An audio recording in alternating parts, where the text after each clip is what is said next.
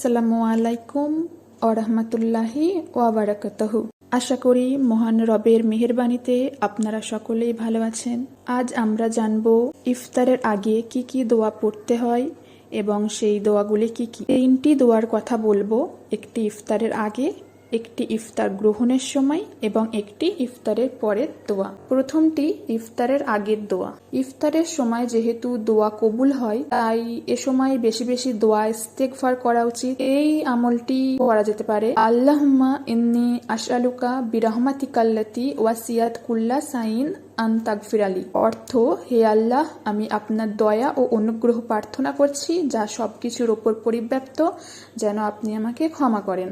দ্বিতীয় দোয়াটি ইফতার গ্রহণের সময়, আল্লাহুম্মা লাকা সুমতু ওয়া আলা রিজকিকা আফতারতু। হে আল্লাহ, আমি তোমার জন্যই রোজা রেখেছিলাম এবং তোমার রিজিক দ্বারাই ইফতার করলাম। তৃতীয় দোয়াটি ইফতারের পরের, সেটি হলো জাহাবাত জমা উ ওয়াবতাল্লাতিল উরু ওয়া সাবাতাল আরজু ইনশাআল্লাহ। অর্থ, পিপাসা দূর হলো, শিরা উপশিরা সতেজ হলো, আর আল্লাহ তাআলার ইচ্ছায় রোজার সওয়াব লিপিবদ্ধ হলো। হাদিস শরীফে বর্ণিত আছে, ইফতারের পর নবীজি সাল্লাল্লাহু আলাইহি সাল্লাম এই দোয়াটি পড়তেন। ইনশাআল্লাহ আপনারা এই আমলগুলো করার চেষ্টা করবেন।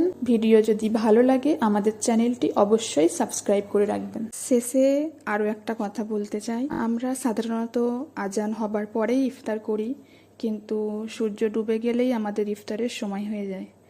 আসলে আজান দেরিতে দেওয়া হয় কারণ মুয়াজ্জিন সাহেবরা ইফতার করেই আজান দেয়, কারণ ইফতারের সময়টা আগেই হয়ে গেছে। সুতরাং আজানের সাথে ইফতার এটা হয়তো শর্তপ্রযুক্ত নয়। বিশ্বনবী বলেছেন, যে উম্মাত যতটা পারে আগে আগে ইফতার করবে, এই উম্মাতের কপাল থেকে কল্যাণ কখনো কেউ ছিনিয়ে নিতে পারবে না।